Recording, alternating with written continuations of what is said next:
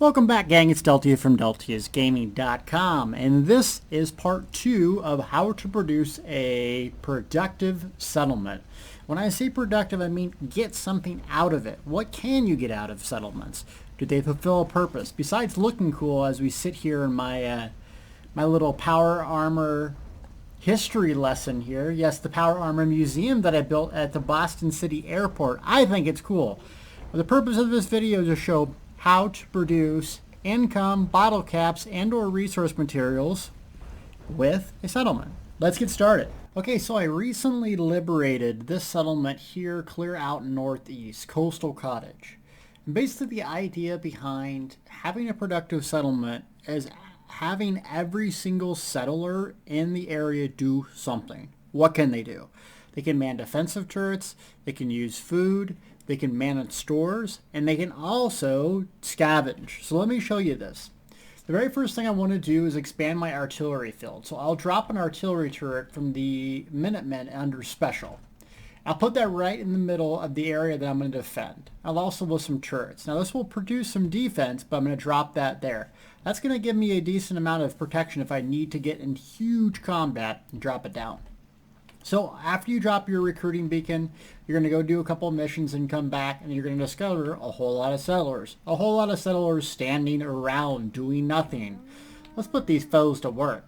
Okay, so the very first thing you want to do, in my opinion, after you get the Charismatic Leader perk to 2. Let me show you this.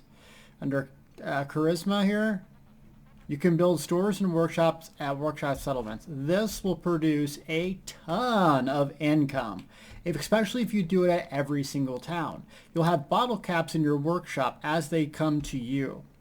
Okay, so what I like to do is, once I get about 7 settlers, 1 to man the defensive turret, 6 people that aren't doing anything, that's when you're going to create your stores.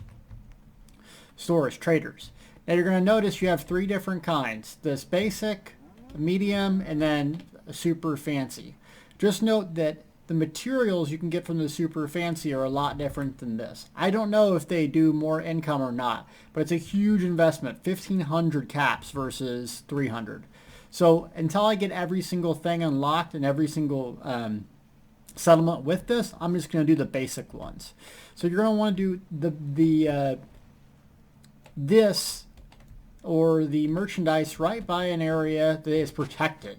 So we're going to drop our trading stand here. Now note that there's 6 available. So you have a trader, that's general merchandise, armor, weapons, food, drink, clinic, and then clothing. Know that the clothing, clinic, food, drink, and trader will actually boost your happiness. So if you're just going to do the bare minimums, don't do armor and weapons. But we will do that because we want to make income. So stack them close. I'm not going to necessarily use these guys, but we're going to stack them and whack them. Okay, so we got 3 in here. Nick Valentine, he's crazy. Settler, you ain't doing nothing. Come on, man the station. Let's go. Sure. This is the wasteland, people. You don't get to sit around and do nothing all day. Okay, so we got 3 there. Here's another sheltered place. Let's go ahead and pop a couple in here. So clothing. We are going to go ahead and do weapons. I don't know how I'm going to arrange this. There we go. And armor. Okay. Another 2 people sitting around. Another 2 people sitting around. Come on. Don't be milking them cows. So now we have 6 people. We have 1 manning the turret. So that's a total of 7 people. Essentially, if you have anything else above this, you can put them on food and or a couple other activities. So if you go back, go to resources and you go to miscellaneous. There's a couple things here called Scavenging Stations. This will bring in some much needed material if you're running low, building tons and tons of stuff. So you set it right here. We're going to set a couple of them. So everyone has something to do. You tab out of it and you look. Scavenging Stations, not manned. That's red. So let's go apply some of these guys to them. Also, another thing is if you put your mouse or your controller over the settler, if it's tasked to do something, it will turn green like that.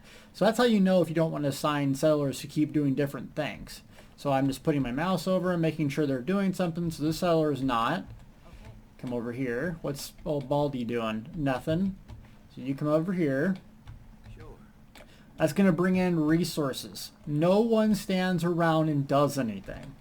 Okay, no one stands around and does nothing, I should say. Every single settler has a job and or a role. So now we have that. We have all 3 of these manned, even though they're taking the minutes to get there.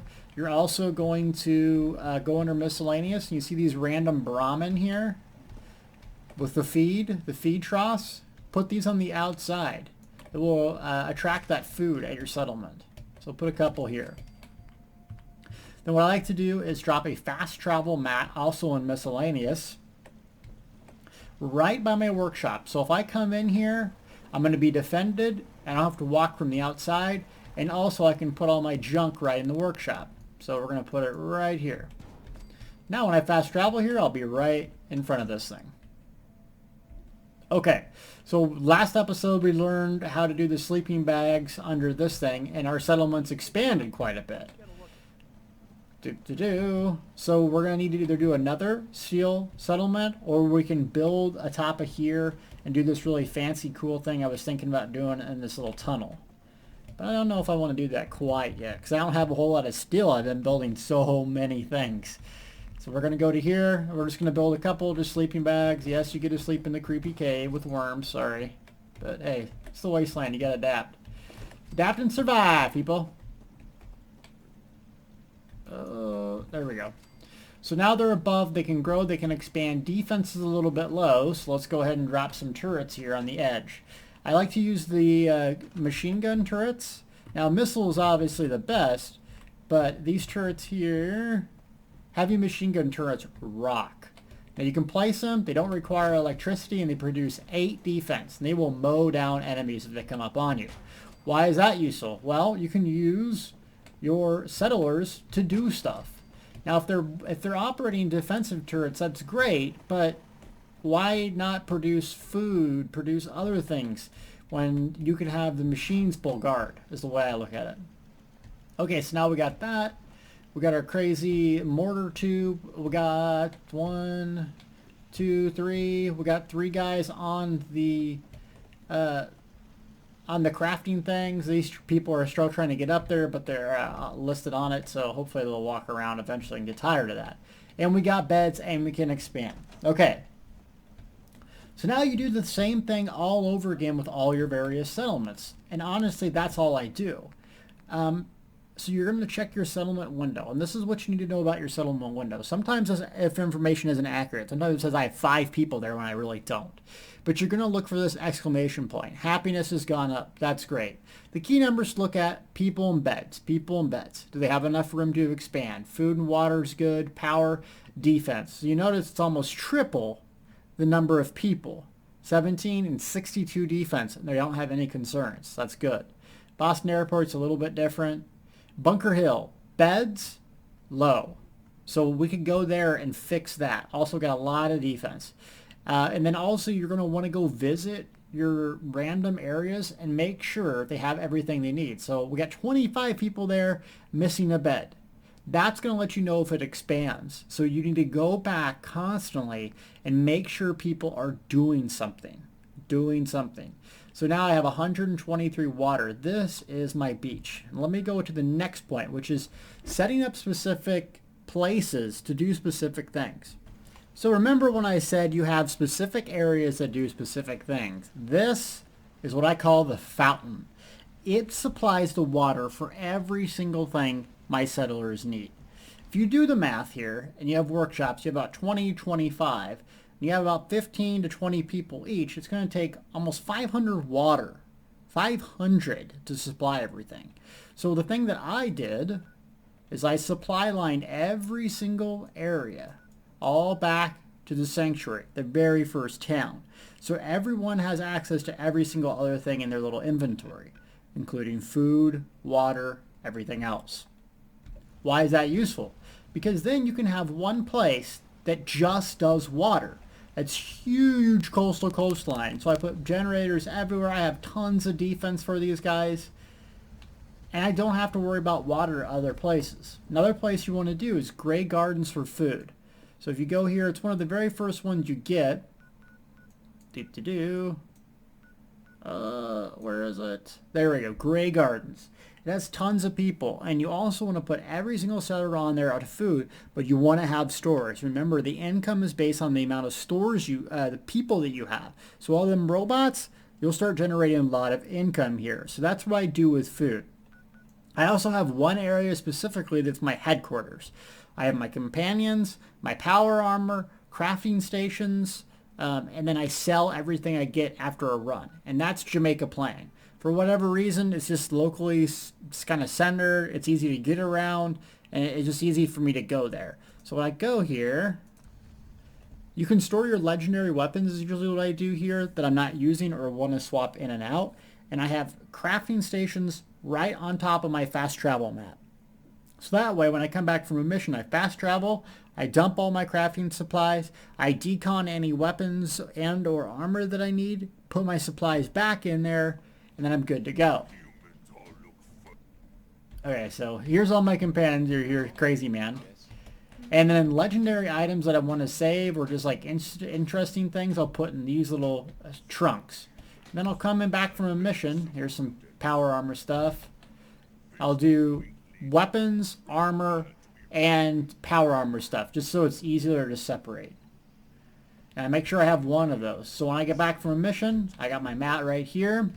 And then you can also take it one step further and either set all your store vendors in here and just move those out. But I do have the store vendors. This needs a little bit of work. I had the store vendors here.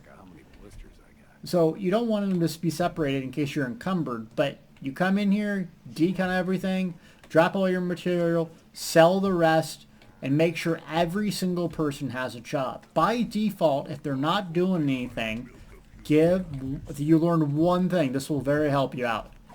Use scavenging stations. If you see one person standing around, drop a scavenging station, get on there. Because you can always sell wood, metal, anything just at a 1-for-1 rate, and that's going to give you a lot of caps. I spent a lot of time building this up, so it looks kind of cool.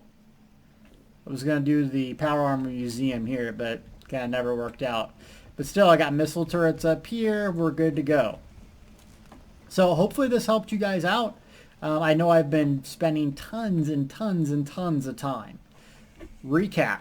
You want to do scavenging, food, have a water production plant, stores. So what I like to do is every settlement I think should have one of these mortar tubes and then 6 stores. That puts it at 7 people. If you have any above that and you're not doing supply lines, that's going to be 1 person. Get them on scavenging if you don't need food. If you do that, you'll start getting bottle caps by the boatload. Thank you so much for watching. In part 3, I'm going to show you advanced settlements.